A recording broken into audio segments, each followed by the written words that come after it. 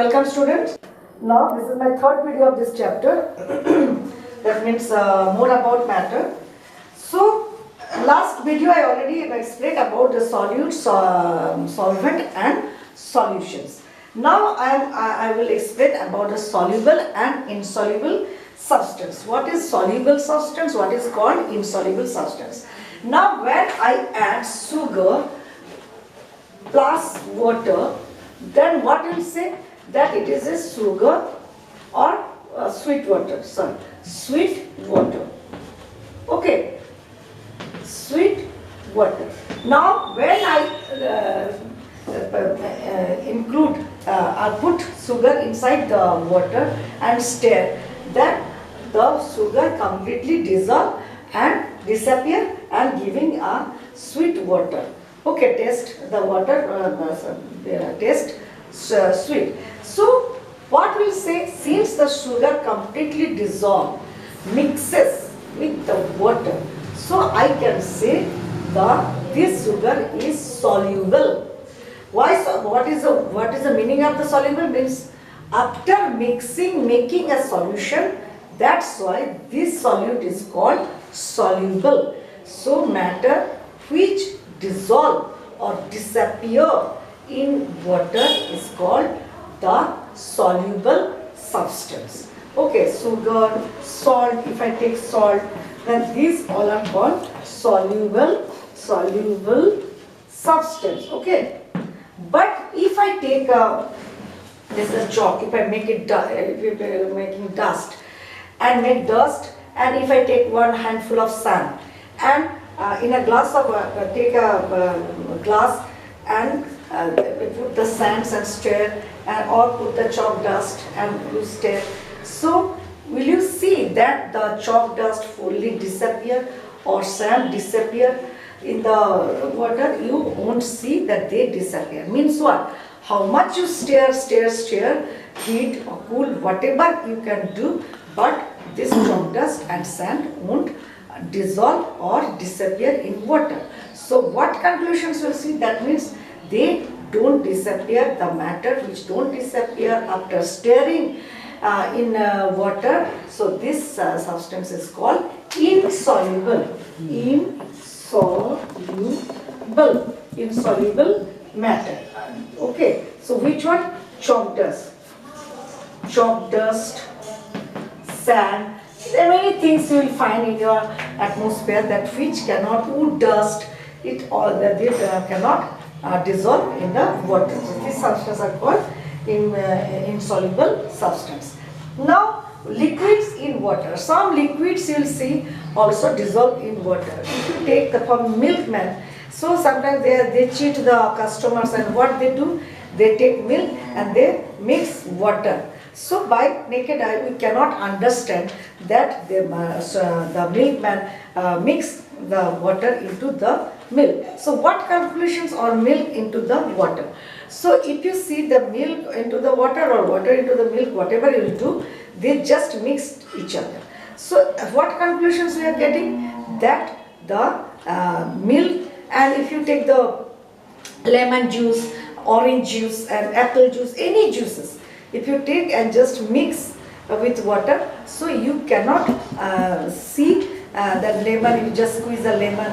So you cannot find separately the lemon juice and the water, or milk and water separately. So what conclusions we are getting? We are getting that the water, this liquid mixes with another liquid, that is milk or lemon juice, and like that many things you will get, glycerin.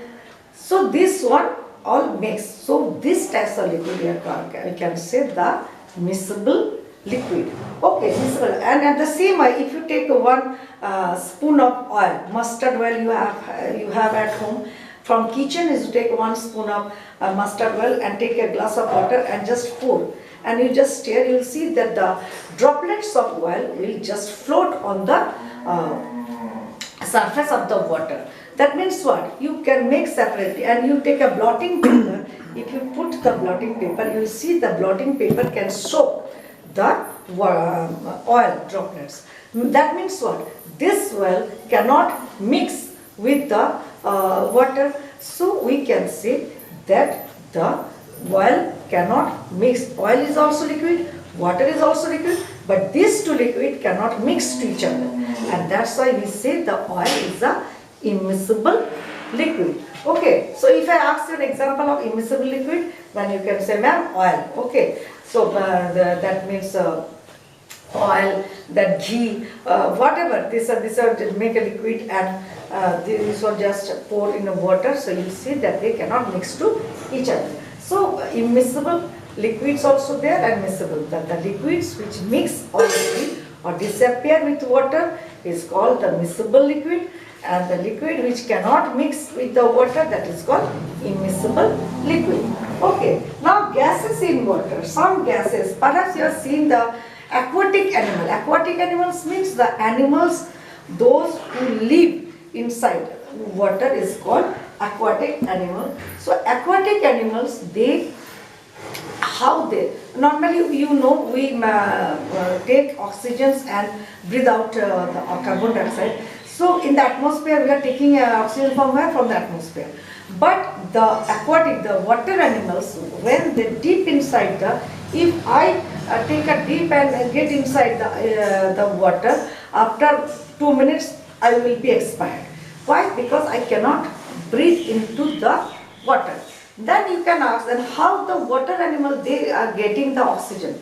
So they are getting oxygens, the oxygens which dissolve, that means which already mixes with the water, and this, from this water, these oxygens the water animal can take. Now you can say, ma'am, then why not we? If oxygen is already mixed with the water, dissolved in water, then why we expired if I drown inside the water or go inside the water without precautions? The reason is that the animals who live inside the water, they have a special organ. By this organ, you see the fish having the gills, and others some food pipe or wind pipe, some animals by which they can easily, by the special organs, they can suck the oxygens from the water. And with the human beings, we are, since we have the nose, we have the mouth, and these organs only is suitable to take oxygens from the air, not from the water. So that's why the human beings or the land animals, if we go inside the water, so our organs won't work, this nose and mouth, and we, without oxygens, we may expire. That is the reason. So, and the one drinks is there, aerated. So drinks, aerated drinks is called, that means Pepsi, Coca-Cola, Fanta. If you just shake it before opening the cap, you just shake too much and just open the cap, so you will see half of the cold drinks will just like a shower, it will come out. Why? And at the same time, if you take a normal water bottle and just shake, same, equally shake the normal water bottle and one cold drinks bottle, both shake like that and both open the cap, you will see the aerated, that means cold drinks bottle, then they just come out like a shower, and whereas the water bottle will stay as it is.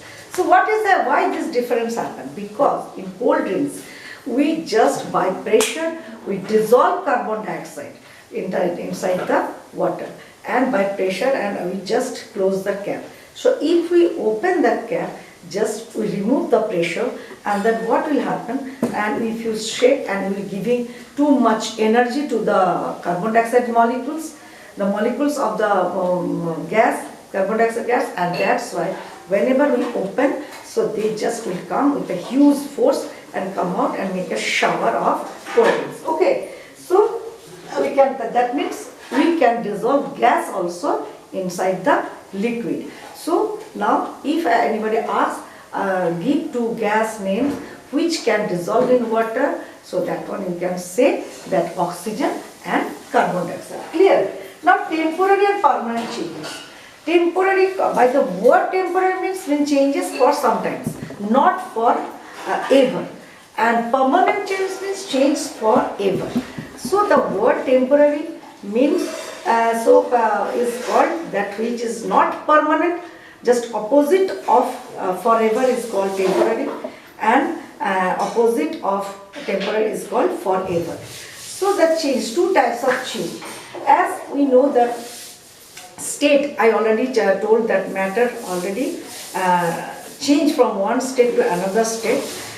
So this change, if I change ice into water and water into ice, so this change is temporary. Temporary means for few minutes, or for if I want I can reverse. I can change water into ice and ice into water, or water into vapor and vapor into water. So these all changes are temporary. But if I take the piece of paper, then it will, what will happen? So if I burn this paper, so paper will just become ash, and this black color ash, so this black color, the paper, if you burn the piece of paper here, piece of paper, and you burn this one with the fire, then it will become black ash. Okay, and this black ash never, whatever you can do, but this ash cannot change into that white paper. So once it will change forever. So you have to throw this ash, otherwise you cannot do anything. So this change is called permanent change, because the change is forever. So this change you can say permanent change. But if I take ice and heat it, and it will become water. But if put this water in a freezer, I will get ice. So this change is for a few minutes or few hours, and I can change both vice versa. Okay. So this change is called temporary change. Okay, now students, I have finished your chapters all. So you go through the chapters nicely and do the exercise. In online classes I already explained. I marked your question answer, everything. And for better conceptions, you go through, see the video and make your conception clear. Okay, thank you.